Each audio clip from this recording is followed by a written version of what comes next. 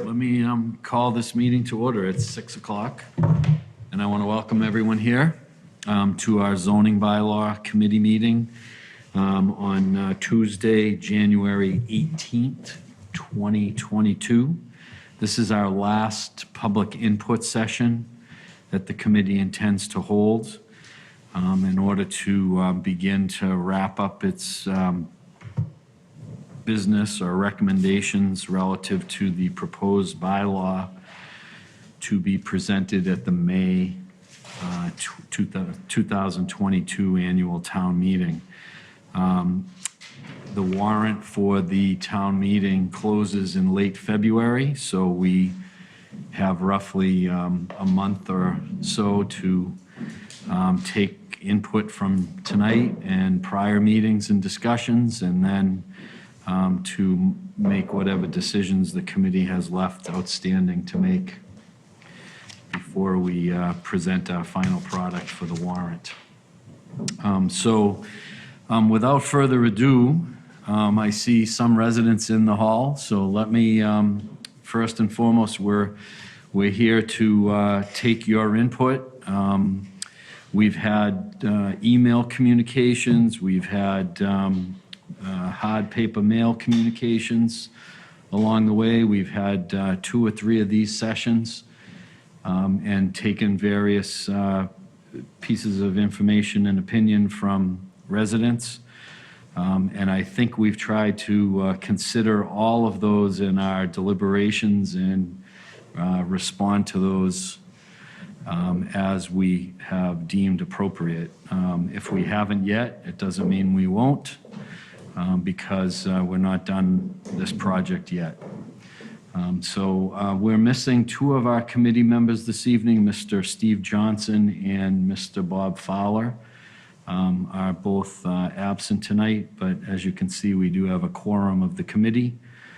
So let me start out first and welcome you all and ask if there is any comment, questions, concerns that you folks have, because that's why we're in the room tonight.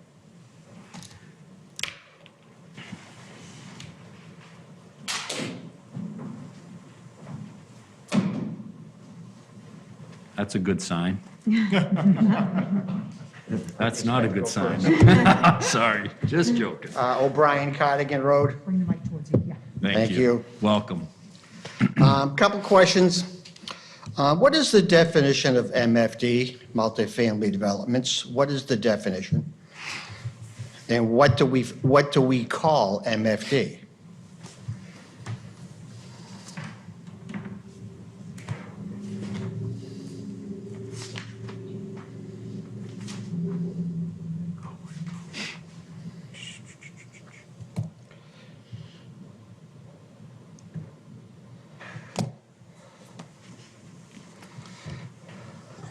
So the way that it's defined in the definition section is any combination of the uses identified above. And those uses include a multifamily dwelling, which contains 3 or more dwelling units, 2-family dwelling, building designed as a single structure containing 2 separate living units, each of which is designed to be occupied as a separate permanent residence, townhouse dwelling, and then single-family detached dwelling units and dwellings. All of that is listed above a multifamily, but I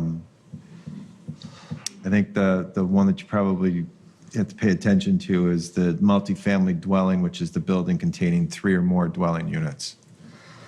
Well,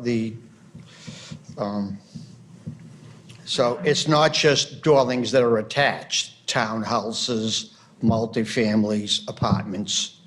You mentioned that this single-family detached is considered as a multi-family development, MFD property. It could be. Why? Why? Well, I mean, I could give you... That needs to be changed. Well, no, let me give you an example, Bob, of one that was developed recently. I think it was at 1438 Main Street, where there's single-family homes that are actually in a condominium development. So they're not singly, just like any other type of condo where there's joint ownership of common area, the yards, the road, everything is under common ownership. It's not fee simple ownership of single-family homes. But why can't that be changed? Why do we have to stick with that? Because it's very nebulous, it's very sketchy, and so you're saying is it could be multiple structures that have common areas, i.e. a condo. They Yeah. may share perimeter properties, they may share certain of the acreage of the property. Yeah, I don't understand what the problem is. It's not a problem, it's a question. And it's more of an issue. I'll go on a bit. OR zoning, is that still going to be on the new bylaw? Is it still in there or is it going away? Office research? Yeah, OR. Yes. It's staying. Yep. Have there been any properties that have been identified as possible of being rezoned from office research to anything else? No. Okay. And regarding my question or issue regarding the single-family detached, so cluster housing, do we have a definition of cluster housing in our bylaws? I don't believe so. Should we? Because when you say it's multifamily, a multifamily development could be single-family detached properties. You could have a property that has 150 little tiny houses, and that's considered MFD. It could be, if there's common But they're ownership. single detached properties, but they're considered MFD. Single detached buildings, yes. If it's, now when we're talking properties, are you talking the land that the building is sitting Oh, on? I'm talking that- about buildings, single detached buildings. Yeah. Sorry. It's Yeah, it could be. you know, if we're talking about cleaning up some of the verbiage and some of the nomenclature in our existing bylaws, I think this is something that needs to be cleaned up. I look at these people here who are much more in tune with the bylaws than they probably want to be. But the point is, I see looks of concern, and I see looks of, maybe he got something there. And I'd like this to be further considered. I mean, I think of, if I'm thinking of Ames Pond, I'm being NIMBY and being parochial. What happens if for ever reason something changes up there based on the current proposal that's going on? Someone could come in and put in cluster housings. They could put in, okay, Multifamily. thank you, Rich. Mr. O'Brien, multifamily is not allowed in office research under the new bylaw. Okay. Right. That was one of the things that. So that was amended at the last town meeting. Well, So, No, it's part of, go ahead, Dick. it was an amendment, but when we started back up again, we said, all right, the temperature of the Okay. people is not to have okay, that in that zone, so we removed it. okay. Had nothing to do with, NIMBYs or proposals. It's just that it was the temperature of this board that we didn't think that was what the people wanted. They wanted to leave the office research for whatever Okay. purpose, and we did that. So there's no way cluster housing would go in there because it's considered MFD, okay, within an currently zoned OR parcel. Correct. Okay. Unless it's So, Unless, okay, so that is mostly correct, but a petitioner could apply under 40B for cluster style development there. Okay. So the answer for could multifamily housing go there under this proposed code would be no under 40A, which is like the land we live in. But if we are not at our threshold of that 10%, we are still vulnerable to 40B, which means a developer could develop affordable housing in a Right. cluster style at that site. Okay, I So understand. I just want to. No, good. The 40B can overrule Yes, if- any zone and thing. Yes. I understand Yep. that, so. But under 40A, no one could go there. And Okay. 40A is how we live the code. All right, thank you. But I'd like, I know you people got a lot in your plate. Again, I saw the look. I didn't see a clear-cut reception. So if you people ever have a few minutes of time, if you could resurface or review my issue prior to you go to the press, I would appreciate it. Thank you. Sure. Thank you for bringing it up. Anyone else? Please don't be bashful. This is the time to do that. Karen, good evening. Hi, good evening. Karen Sleva, 254 North Street. I was just wondering if anyone, I heard a rumor that possibly one of the hotels is going to be sold and affordable housing put in its place using the existing building. Is there any truth to that? Has anybody heard? Can you speak to that? Yeah, I think it's been, there is one current hotel right now that is looking at possibly converting or filing for a 40B and doing a affordable housing project at their location. But there's nothing, there was one meeting, I think, that we had with them, and that was pretty much it. I haven't heard back from them since.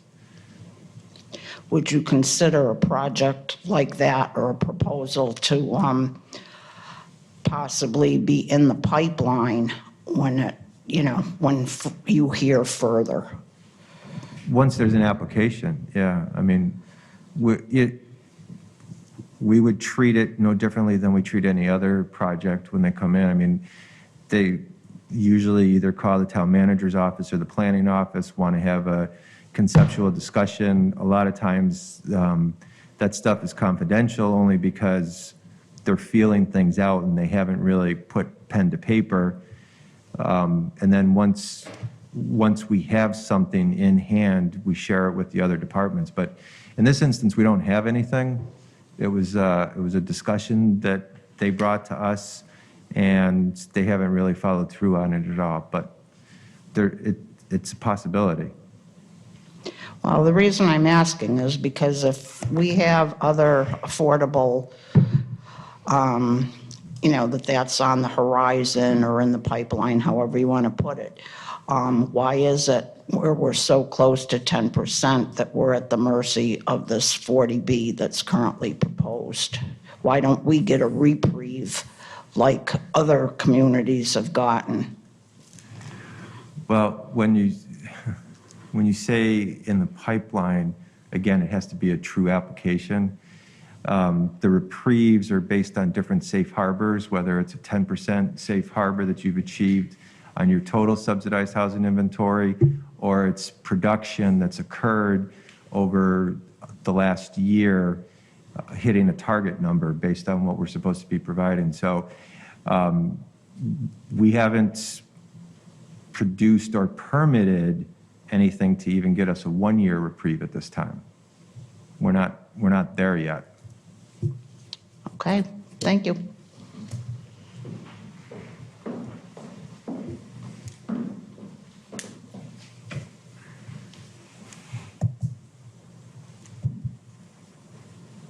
Anyone else?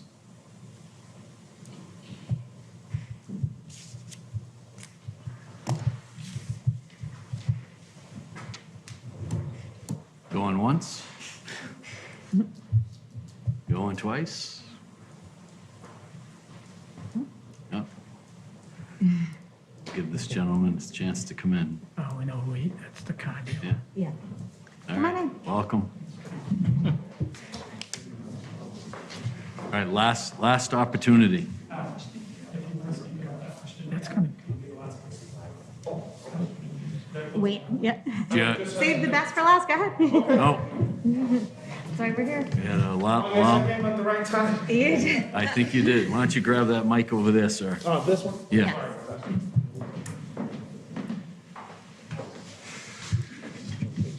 All right, well, thank you. That was the first thing I wanted to say for your help in getting us, putting everything together to this point. I did see a Volvo electric outside, so that's thumbs up there. So I did want to just speak or ask real quick of the zoning board about servicing of vehicles on the same area. So that was something that we hadn't touched on, and we just wanted to ask some clarification on that. Okay, so just before we get into that, just give us your name again so we can capture that in the minutes. My name is Al Salas, and I'm here Thank you. speaking on 623 Main Street on Tewksbury. I recall. Thank you. Thank you. All right, so now let's try to answer that question. Oh, okay. Well, my bylaw's missing. I don't have an answer to that off the top of my head. I think with some of our new and used auto dealerships, we allow for servicing of vehicles. I'm looking to the building commissioner because he's the zoning enforcement officer, so I don't have the bylaws in front of me, but that would be an accessory use to the main use. I don't think there'd be an issue at all with that. That was my question. Easy enough. Thank you. But was he asking it as an accessory use or as a primary use? well, that's a good question. What would be the difference? Would be my question. Right, well, the big difference is the sales that I think you were talking about last time you were here isn't allowed. So if the service was an accessory, how could it be an accessory to something that isn't allowed? If you're looking to do that as a standalone business, service only, that would make it a primary use, then we'd have to look whether, We'll have to check the bylaw. right. It would be in tandem. It wouldn't be, I would say, the main part was what we had discussed and we added to the bylaws, or you added to the bylaws, and I'm extremely grateful for that. This would be an accessory use in that sense. But we can't run a dealership without an auto shop to get the cars ready for sale and be able to serve customers. So then it And would be accessory. this was minor detail that escaped me last discussion because we had some main points to discuss at that time. Yeah, if it's coming in under a car dealership, there wouldn't be an issue doing service there. If it's coming as a standalone service center, then we're gonna have to look at a different avenue. But if it's part of the sales of automobiles, then yes, the service would be acceptable. Excellent. Well, we look forward to serving the community. All right.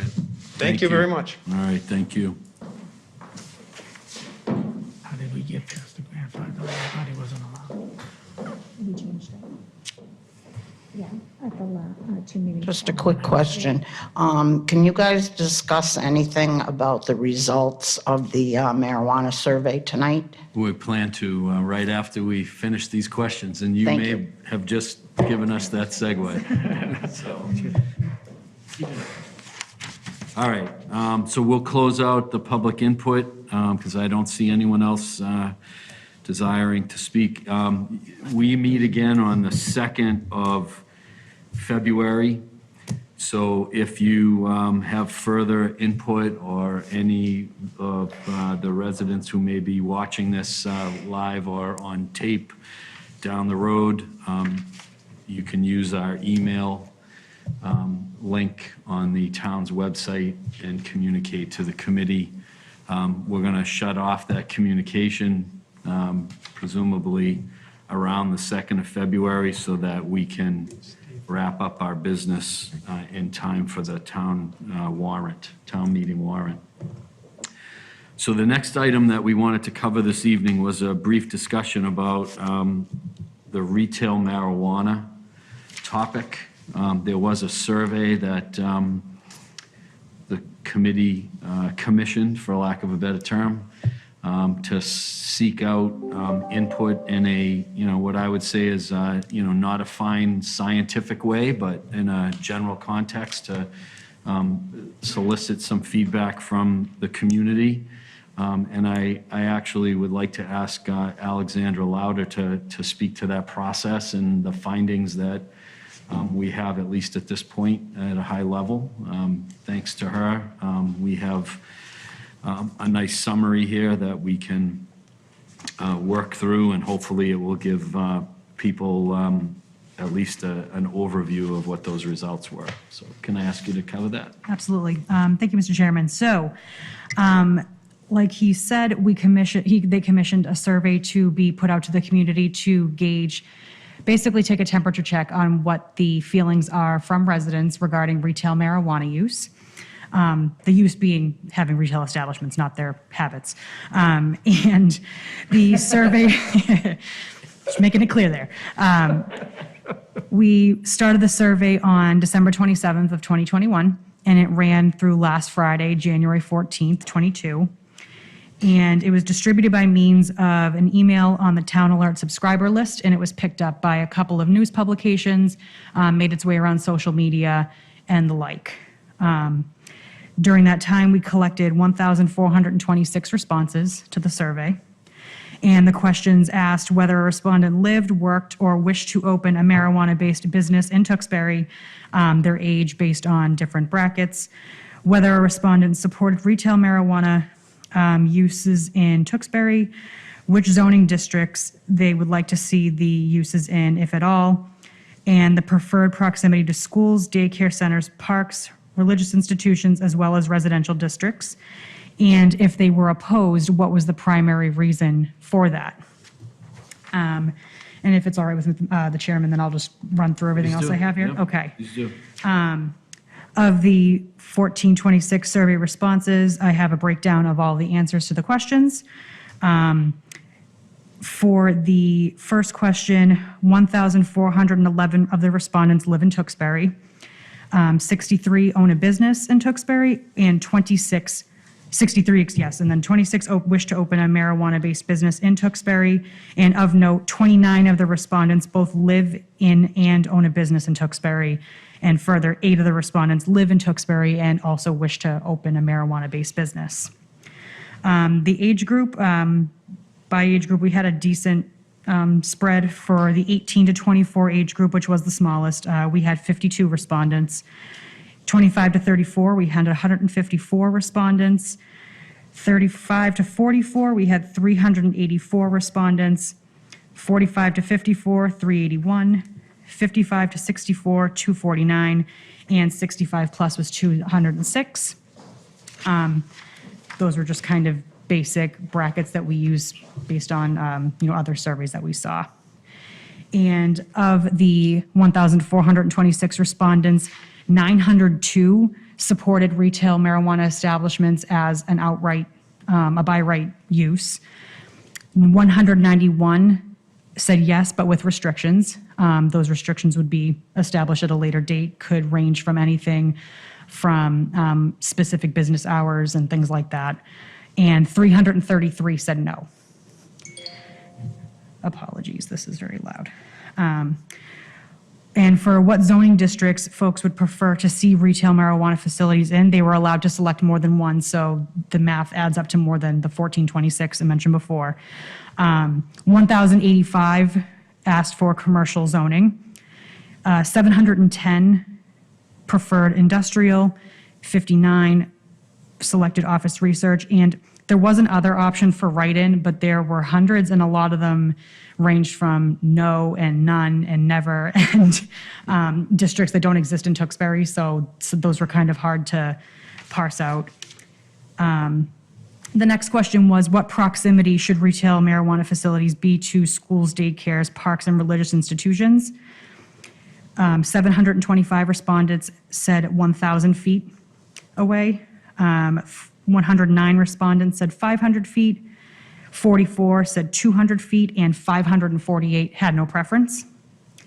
Likewise, for distance to residential districts, 595 said 1,000 feet, 135 said 500 feet, 60 said 200 feet, and 636 said no preference. And the last question was, if you do not support retail marijuana facilities in Tewksbury, what is the primary reason? These proposed reasons were pulled from another survey I had seen as an example. It was not meant to be exhaustive, but just something to put something on there, basically, so it wasn't just a total write-in. And 114 responded with the increase in crime, a possibility. 77 said an increase in traffic. 43 said an increase in burden on the healthcare system. And 30 were marked as other. And this is another one where the write-in was a little difficult to decipher what people were really trying to get at, because this last question was optional. It was really only meant for folks who were saying no. And if, in the numbers I read before, there were 333 respondents that said no to the use. However, we only have roughly 200 and change here who cited a specific reason. And amongst the other responses was just outright no, I don't want it, and not anything kind of constructive or specific. A lot of it was just varied anecdotal evidence about why retail marijuana facilities shouldn't be in Tewksbury, but it was difficult to really decipher what folks really meant other than just no. And I broke down all of the data by the age brackets as well. They mostly reflected the overall numbers and percentages of the survey as a whole, with the 45 to 54 bracket trending more in the no department across the board, but it was still each age bracket did respond in the affirmative, either with restrictions or by right.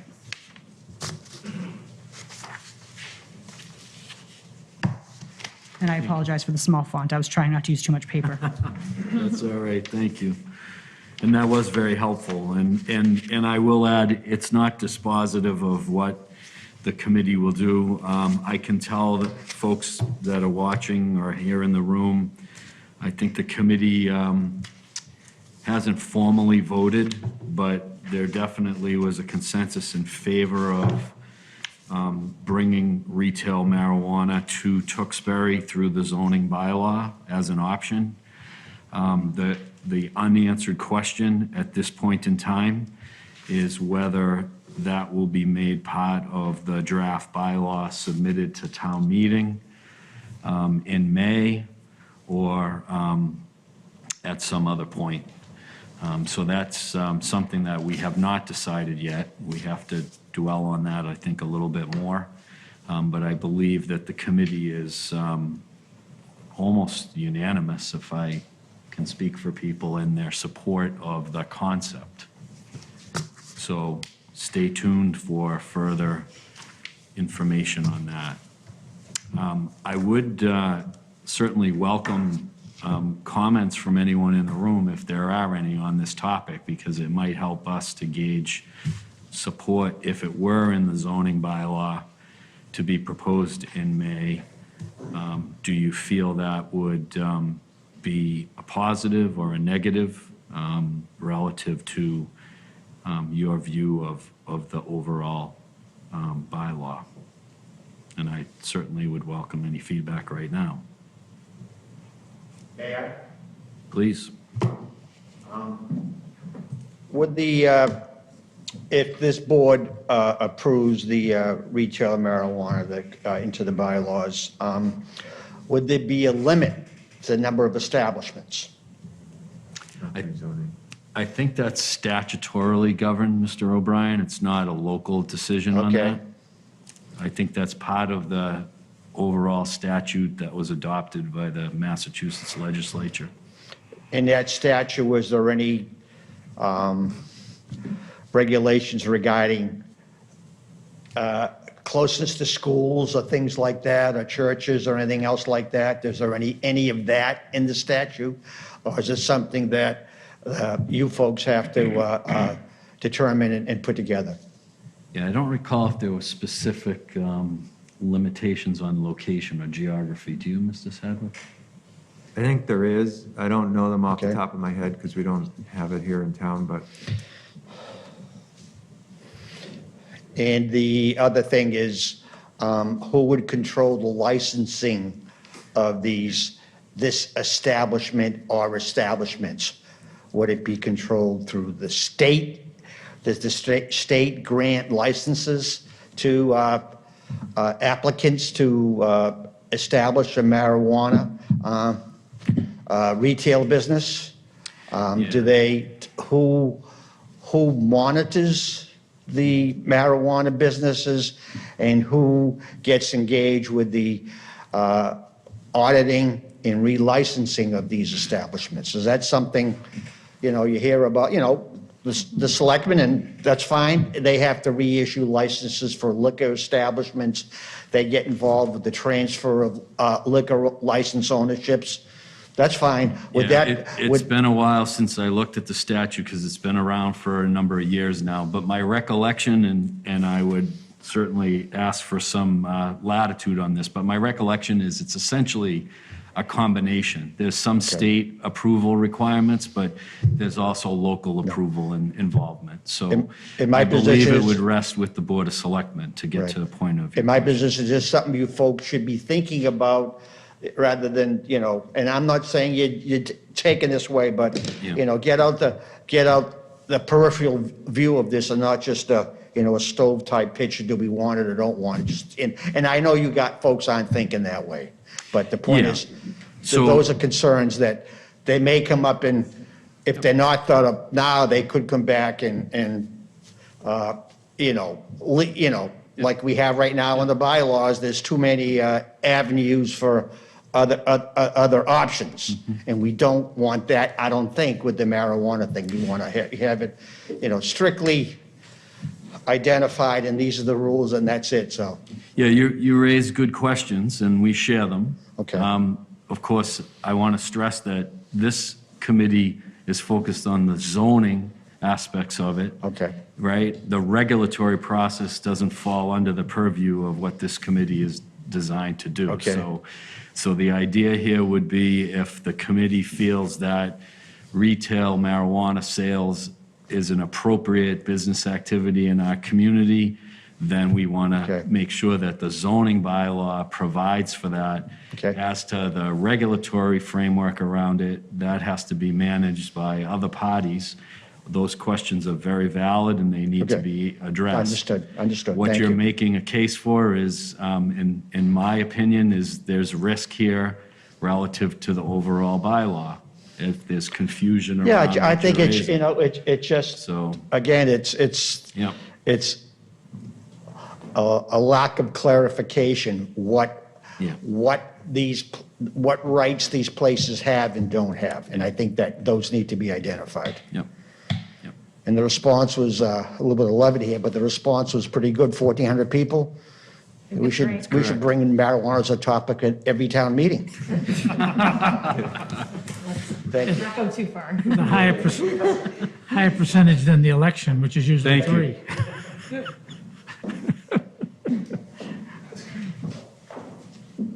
Would the results that Alex shared with us be available to the residents to read online? Yes. Yeah, I think that's our intention. Okay. Yep. And We just got these tonight, just like you did, so. Right. And my 2 cents is, if we don't have to wait and we can do it in May, we should, because I think a lot of time's gone by and lost revenue. Thank you. Thank you.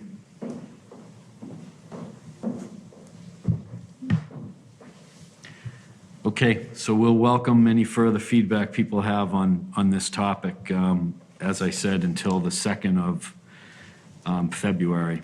If you feel inclined to email us, that would be helpful. And I want to thank Alexandra for the effort on that. It's much appreciated. All right, the third and last item that we wanted to cover tonight pertained to the proposed zoning map that would be associated with the proposed bylaw. So I want to ask Mr. Sadwick to walk us through portions of the map as he sees connectivity to some of the changes that we're thinking about in the overall zoning bylaw. So this is up on the screen. There were 4 guiding principles when it came to the revisions on the map. The first one was to eliminate split zone lots. There are a significant number of lots in town that have 2 different zoning districts on them, and that just historically grew out of different ways that we zoned back in the old days. Instead of it being to the property line, it was 291 feet from the center line of Main Street, or it was 1,000 feet off of railroad right-of-way, never taking into consideration property line. So that was one of the things that the committee was looking at. The other was aligning the Main Street districts with the master plan. I think everyone's aware that our current Main Street zoning district, the commercial district, runs from the Lowell line all the way to the Wilmington town line. All of us know driving down Route 38 that there's very different characteristics in different sections of Route 38. The master plan from 2004 pointed this out, and again in 2016 pointed it out. The idea of having overlay districts along Route 38 was an attempt to try and bring the zoning closer to what the master plan had called for. I think over time we've realized that that kind of created confusion as to what was allowed on Main Street. So this zoning bylaw actually breaks up Route 38 into a number of different zoning districts to match the different character. We also looked at eliminating the municipal district and trying to integrate those municipal properties back into the zoning of the surrounding neighborhood. And then I think everyone's aware that we've had a number of overlay districts that have grown over time. So there was an attempt to try and reduce those overlay districts. You can see here the overlay districts in the left-hand column is what's existing on the map today, and then on the right-hand side is what's proposed. So things like floodplain, groundwater, which are both governed by federal and state regulations, those remain. The interstate is something that we've had since 2003 along our interchanges or close to the interchanges that are by Tewksbury. And medical marijuana right now is a overlay district. It's on the proposed map, but the committee is still discussing possibly removing the overlay and just bringing it into the use table for a district, an existing district that would be on the zoning map. So again, on the left-hand side, all of those, there's 4 districts along Route 38 that would become separate zoning districts. Those are all overlays today, the South Village Town Center. They would be separate and distinct zoning districts, no longer an overlay with 2 sets of rules. It would be 1 set of rules for each one of those districts. The Community Village Overlay District is throughout town in different districts. The thought was to integrate that into other districts that abut it or that meet the character of the development that occurred there. The Highway Corridor Overlay District was for a mall off of Route 93 that was put into the bylaw back in 2004. Obviously, that never happened, so the thought was to get rid of that. And then the last one, sorry about that, the last one was the Wireless Communications Facility Overlay District. That was removed from the map, but there are wireless communication facility requirements in the zoning bylaw. All of that's governed by Federal Telecommunication Act, which basically says that communities can't prevent through zoning cellular towers in any district. So we have certain requirements that are in the bylaw that would kind of give the town some control over those types of facilities. Just to point out, I have, I think, 7 different pages here to show some of the changes that occurred that I think people should be aware of. The first one you see here up in the top right, the blue is Merrimack Drive. That's up where the water treatment plant is, and this is one of those examples where it's a municipal district and it would be changing to the existing district, which is residential. It doesn't change the use of the property at all. It's just that the municipal district we found to be somewhat cumbersome, and one of the reasons behind the municipal district to begin with was for telecommunications facilities, which we've said now can be in any district, so that was how those districts were created. This green over here is the intersection of River Road and Andover Street. Currently, it's zoned commercial. The thought was to make that general business, which will be for a number of parcels along Route 38. So again, River Road and Andover Street currently have zoned the same zoning that's allowed along Route 38 from Lowell all the way to Wilmington. That's the existing zoning that's there today, and what's being proposed would be general business for the future, and general business kind of gets into this area here of Lowell line to the Capitol Avenue. This is what's being proposed. Up here underneath Village Street is where Stadium Plaza is. All of this land runs along 495. You have Home Depot,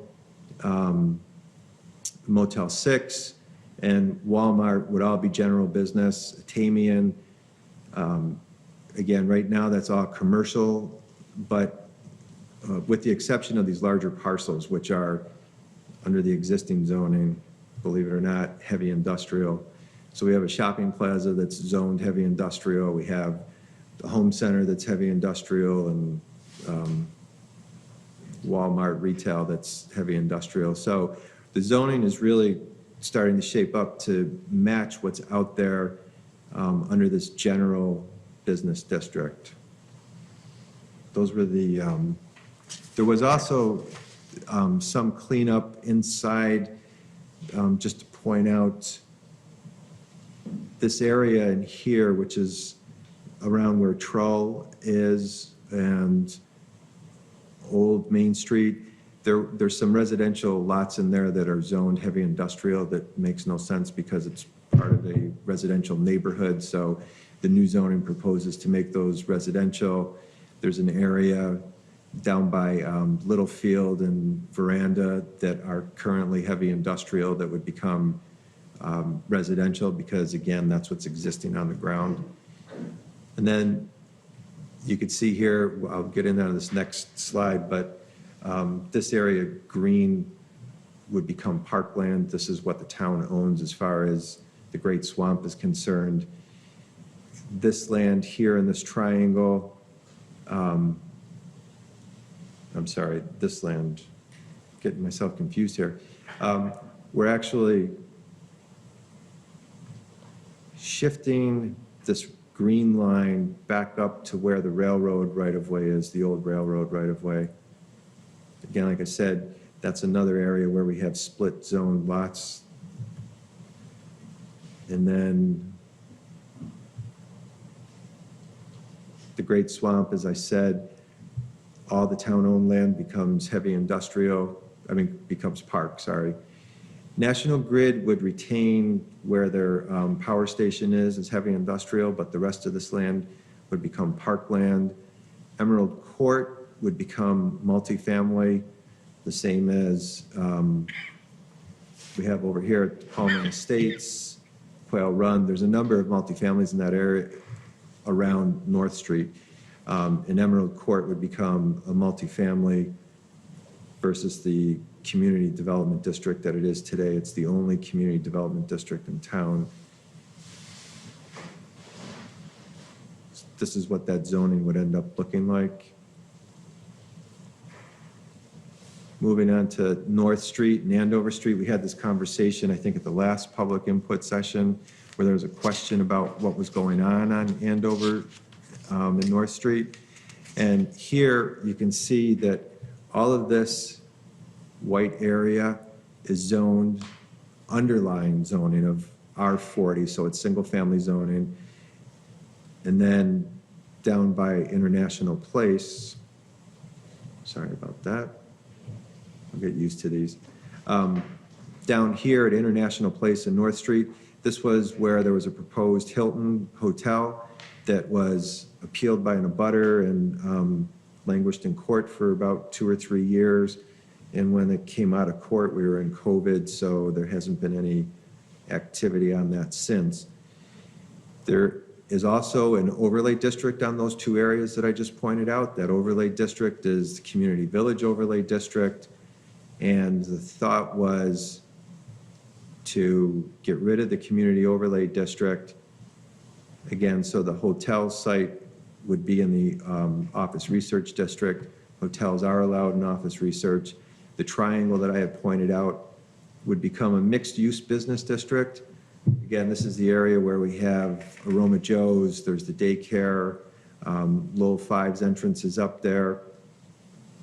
Trying to think of what else. Oh, and then there's the townhouses that are going in at the corner. So the thought was that's all become mixed-use business type right now. The uses that I just outlined that are existing up there would be allowed under the new zoning. So that seemed to fit, and we removed an overlay district. Livingston and Chandler, this is a very busy area that the committee looked at. I think starting up here, this heavy industrial area behind Lancaster would, I believe, is owned by the Commonwealth, and that would revert to park zoning. And then some of this along Livingston, or along Pinnacle, I'm sorry, is currently zoned heavy industrial, but there's actually single-family homes there. Same with all of these properties along Livingston Street. So the thought was to just make all of that residential. The 2 commercial entities that are along the railroad right-of-way, right at the intersection of Pinnacle and Livingston, those would remain commercial. This land here along Pinnacle is Commonwealth property. Again, that would change from heavy industrial to park, as well as this parcel running all up along the frontage on Pinnacle.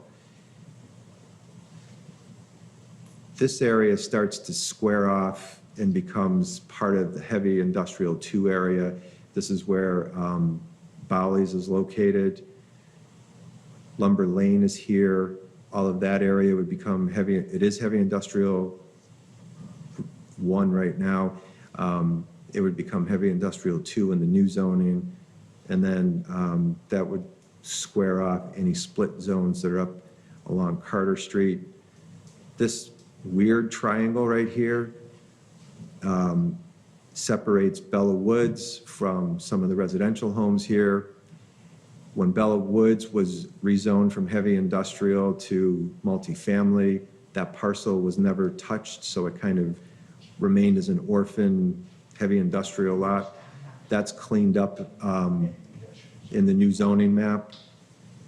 This area over here, which is the intersection of Livingston and Chandler, that's Jones Farm. Jones Farm is occupied with a parcel that's heavy industrial zone today, single family zone today, and then again, a little bit more of the heavy industrial. It has an overlay district on it that we're looking to remove.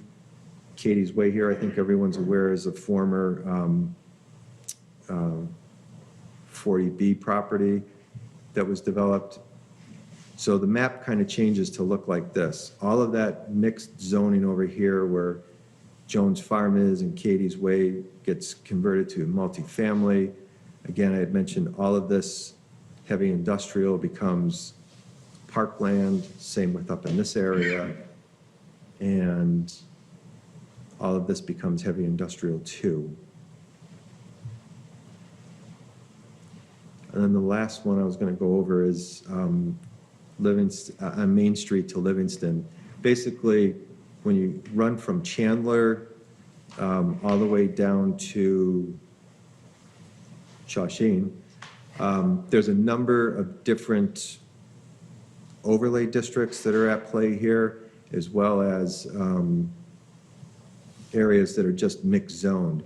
So, here's an area, this is Carter Commons, Patton Green. The residential along, or the properties along Route 38 are zoned commercial, but only back 291 feet. So there's a remaining portion that's zoned R40, which makes no sense because you have commercial properties here, a sliver of R40 here, and then you get into multifamily. There's other areas in this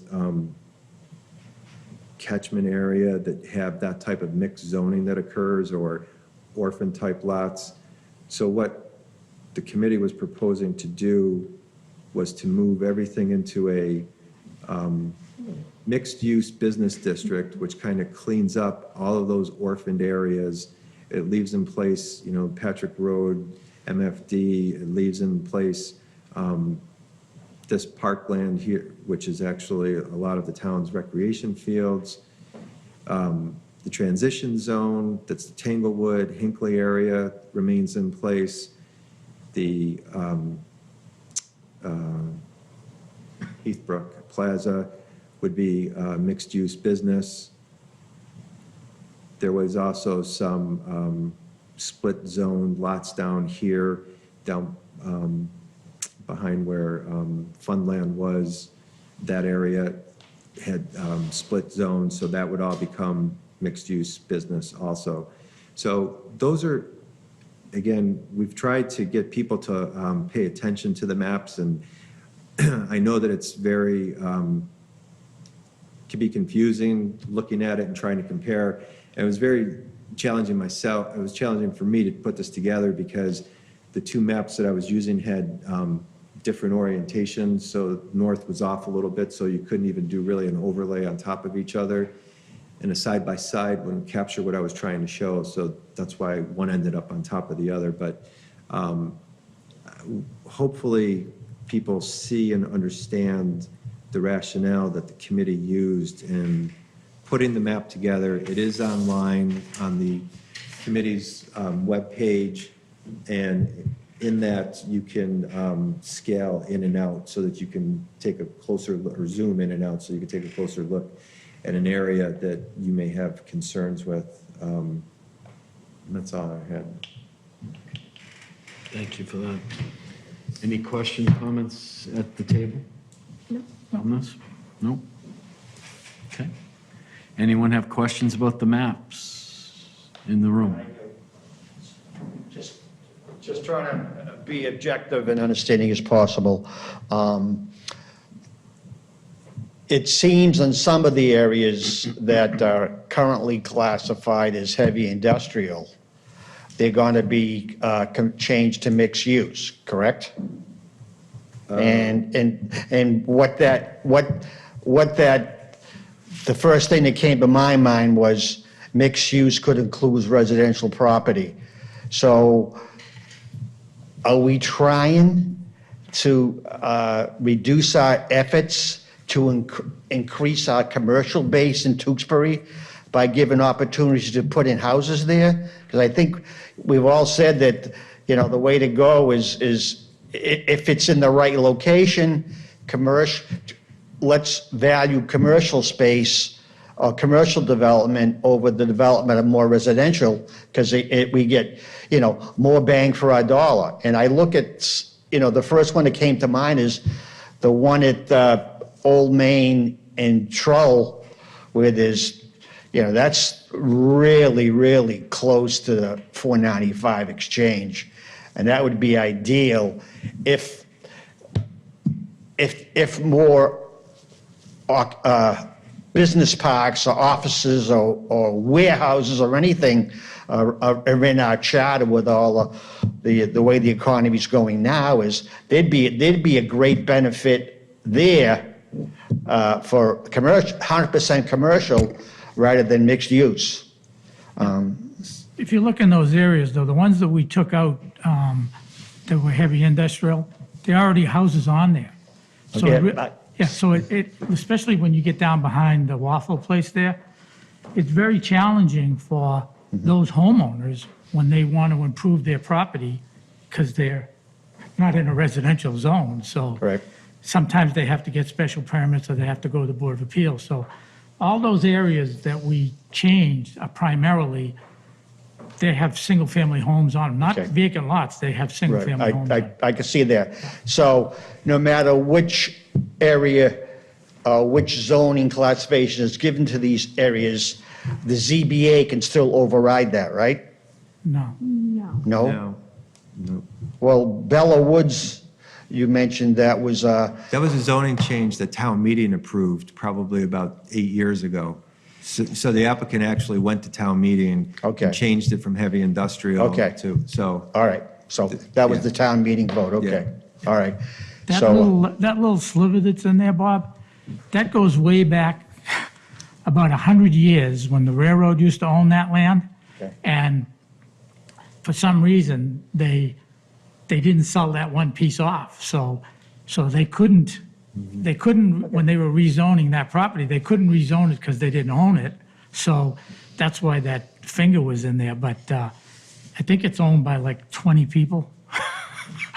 Okay. The heirs of Henry Ford and so forth and so on. again, the first thing that, caught my eye was the fact that we're not giving up on bringing commercial businesses to this town. no. That- not And at all. that is not going to, this is not going to, I know if someone owns a property, they can try to get residential permits, and I don't dispute that.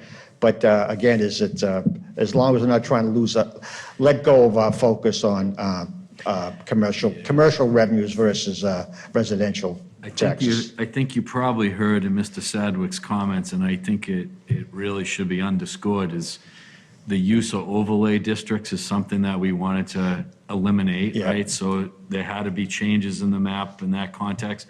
And the second is somewhat what Mr. Cuco was just alluding to, is that the reality of what exists currently, we're trying to match up to Right. what No, the I map understand. is reflective. I understand right? that, so. So there wasn't a philosophy about trying to expand commercial or Okay. not. It was, what does the picture show us in real life today compared to what Yep. the map says? And let's bring the map in line with what Yep. the real construction reflects. No, I get it. When you had, That's it. the left side of the screen is 14 overlay districts, and now there's Yeah. 4, so, Trying to keep it simple, got it, okay. That's- Thank you. okay? All right, anybody else? Okay, so we are going to meet again on the 2nd of February, and the committee's agenda will be a working session is to tie down on any of the outstanding items, decisions that we have to make 2222. relative to the warrant article, and there are a number of them. So I expect that meeting to be a pretty detailed and extensive one. So I'd ask you to be prepared for that. Eat beforehand. Yep, and we'll go from there. So I will, one last time, invite residents here or viewing, if you have further comments. We appreciate, as a committee, the feedback we've received through this process. It's an important component to what we're trying to accomplish. We hope that whether your suggestions were adopted or ultimately get adopted or not, we hope that you'll attend the town meeting, and we certainly hope that you'll be supportive of the article that we put forward. The bottom line is that there's almost as unanimous opinion in our community that the current bylaw is no longer viable. And that doesn't seem to be the way that people want to continue to operate. Lacking adoption of a change, we are stuck with what we have. So someone said to me earlier this evening that a zoning bylaw is a living, breathing document. What we present ultimately in May is going to be something that we hopefully can look at as a reset of the zoning bylaw here in Tewksbury, but it doesn't mean that it's cast in concrete forever and ever. There will be other issues that come up down the road. There will be other topics that come up down the road that will require revisitation. And I think all of you who have been following this process know that the current existing bylaw has had an excess of, 100 or 150 changes along the way. So that's the reason we're in the room, is to take that document that we currently live by that has been muddied up by 150 changes that are no longer connected and become confusing, and try to make this document more workable, more user-friendly. And while it may not solve every single problem or concern that each of us has, certainly in my personal opinion, it's a far cry better than the broken system that we operate on today.